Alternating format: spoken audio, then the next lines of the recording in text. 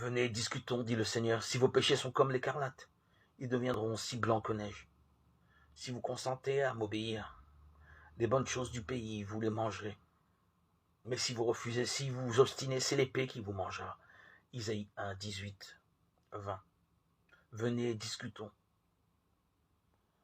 En parlant de cette révélation, nous pouvons utiliser le mot dialogue.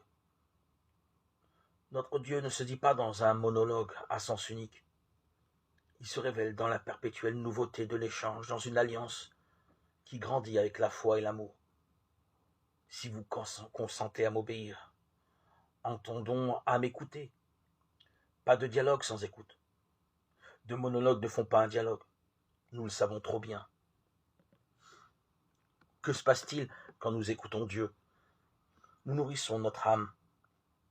Vous mangerez les bonnes choses du pays. Dans le cas contraire, quand nous n'écoutons que nous-mêmes, nous devenons une proie pour l'adversaire. Dans ce dialogue, Dieu ne souhaite pas avoir raison.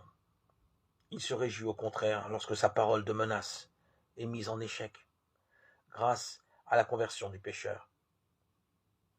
Il est même capable de s'émerveiller devant sa créature et de recevoir d'elle. Et que reçoit-il? Ce qui fait déjà l'échange perpétuel au sein de la communion que nous prenons au repas de la Cène, qui est de la joie et de l'amour que nous recevrons